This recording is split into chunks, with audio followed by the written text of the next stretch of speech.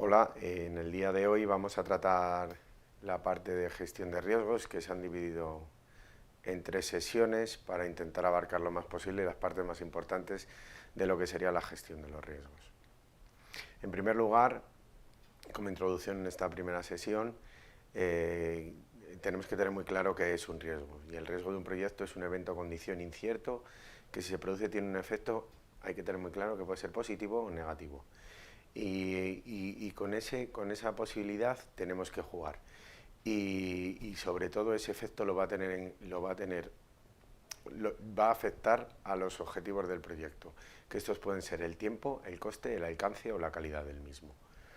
En función de si este riesgo es positivo o negativo, tendremos que ver cómo afrontar el mismo, que veremos más adelante. Los objetivos de la gestión, como les indicaba antes, si es un riesgo positivo o tiene un impacto que puede mejorar la condición del proyecto, debemos intentar trabajar sobre cómo aumentar esa probabilidad para aumentar esos riesgos positivos. Y si el riesgo tiene un impacto negativo sobre el proyecto en cualquiera de los objetivos, debemos intentar trabajar y buscar una respuesta para disminuir esa probabilidad y ese impacto sobre el proyecto que sea adverso. ¿Cómo los clasificamos?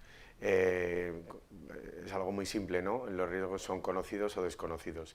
Los riesgos conocidos son aquellos que en una fase previa o inicial del proyecto los hemos podido analizar e identificar, y sobre todo de qué manera, en caso de que aparezcan, cómo podemos actuar de manera proactiva y planificarlos para poder resolverlos, ¿no? Esto, por ejemplo, sería si nosotros estamos trabajando en un proyecto a largo plazo y tenemos que hacer, por ejemplo, una gran compra o una compra importante de material, tenemos que tener claro, tenemos dos opciones. Es hacer una estimación del valor actual de esos activos, o a largo plazo cómo influirían en la gestión del proyecto. Por ejemplo, en proyectos que tienen una larga duración debemos tener en cuenta que si cobramos una cantidad monetaria fija anual, a lo largo de los años la subida de los salarios, la subida de las compras de los precios de materiales debemos tenerlos en cuenta a la hora de gestionar el proyecto. Por lo tanto, eso sería un riesgo conocido. Y los riesgos desconocidos pues, no pueden gestionarse de forma proactiva. Entonces, lo que sí se suele tener es un remanente o una contingencia, una cantidad para contrarrestar estos riesgos y minimizarlos, o en caso de que fuesen positivos, para intentarlos activar lo más posible, ¿no? Con respecto a estos riesgos conocidos, bueno, pues puede ser cualquier cambio político, cualquier cambio en la situación de la empresa y demás pueden ser importantes a tener en cuenta. Además de esto, de tener en cuenta si son conocidos o desconocidos, debemos tener en cuenta cómo afectan, a qué objetivos del proyecto afectan. Si afectan solamente a un único objetivo o a uno o más de manera individual, se consideran individuales. Y si afectan a todos los riesgos del proyecto, se consideran de riesgo general. Es decir, puede haber un cambio en una situación política de un país que nos suponga un cambio en toda la situación del proyecto, ¿no? Entonces eso debemos tenerlo en cuenta como riesgo general. Y como riesgos individuales, pues por ejemplo el ejemplo que he puesto antes, ¿no? De los cambios del precio de mercado, un incremento del precio de la fabricación de algún producto, de algún componente del propio proyecto, siempre se tiene que tener en cuenta. A partir de ahí, la gestión de los riesgos, tenemos cinco momentos claves que tenemos que tener en cuenta. En primer lugar es planificar esa gestión, luego identificarla, como les decía antes, los riesgos conocidos y desconocidos, hacer un análisis de estos, que pueden ser cuantitativa o cualitativamente, lo veremos más adelante, una respuesta, es decir, cómo vamos a afrontar estos riesgos y cómo vamos a trabajar de manera proactiva para dar solución a los mismos, y luego un monitoreo y control de ellos, que veremos más adelante cómo nos puede valer ese control, ese monitoreo para poder volver a revisar esos riesgos y a volverlos a planificar y volver a actuar contra ellos. Tenemos que tener muy claro que el punto de partida de un riesgo es el futuro. Si estamos considerando que tenemos algo que nos está afectando al proyecto en el presente, no es un riesgo, es un problema que nos puede beneficiar o perjudicar, pero es un problema.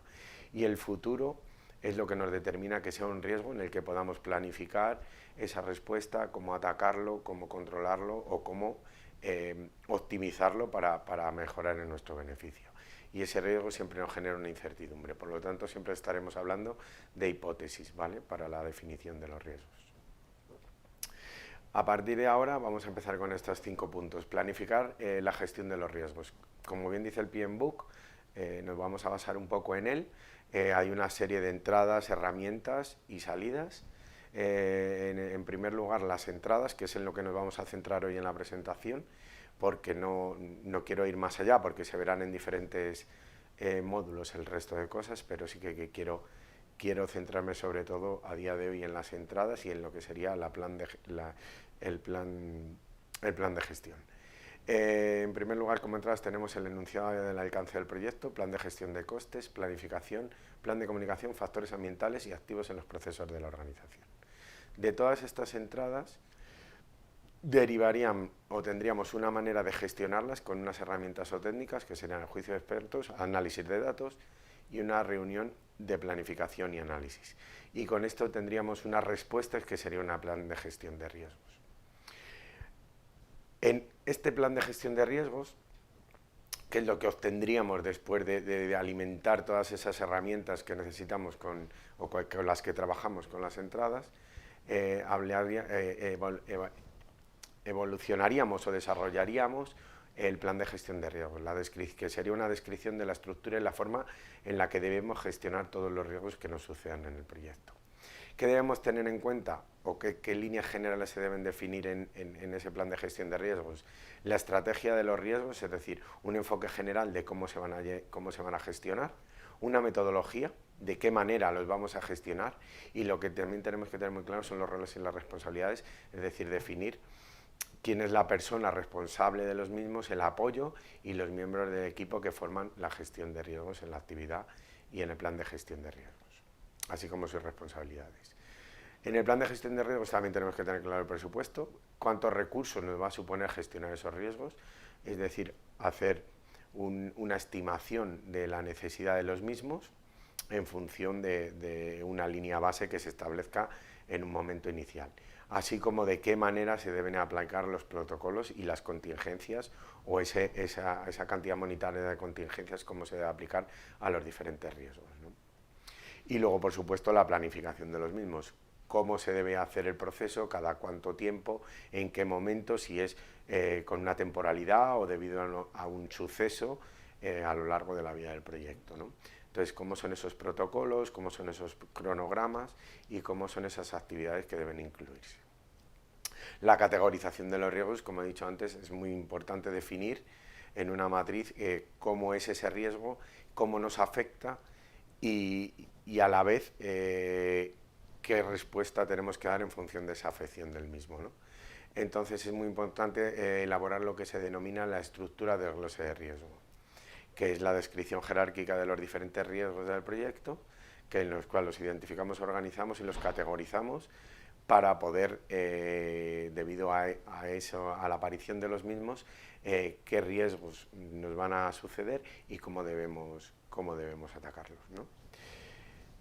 El plan de gestión de riesgos debemos tener en cuenta también el apetito del riesgo del interesado, que son registros dentro de la planificación de la gestión de riesgos, determinados los umbrales y los riesgos medibles en cada objetivo del proyecto.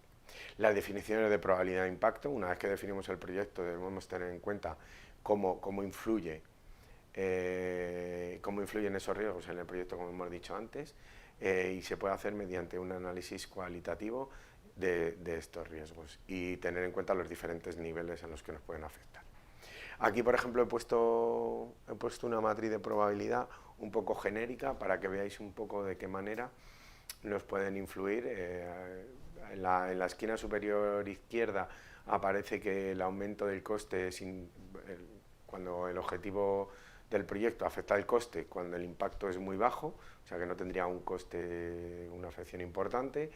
Se han establecido 5 niveles de impacto, muy bajo, bajo, moderado, alto, muy alto, y luego en función de los objetivos del proyecto a los cuales nos afecta. Esto al final son algoritmos que nos llevarían a un punto de la matriz y nos determinarían de qué manera podemos actuar. Aparte de cómo actuar, debemos tener una serie de tolerancias y de revisión de las tolerancias de los interesados. Es decir, que según el tipo de proyecto, se puede revisar durante la vida del proyecto el cómo nos afectan diferentes riesgos e incluso de qué manera esos riesgos están dentro de la tolerancia admitida. Y luego también el formato de los informes. Es muy importante el cómo documentaremos este resultado y qué debe de contener estos informes para que puedan transmitir una información lo más objetiva posible y lo más coherente posible. Entonces, en el siguiente módulo o en la siguiente clase, sesión, podremos ver cómo identificarlos, cómo analizarlos, la respuesta y el monitoreo y control de los mismos. Gracias.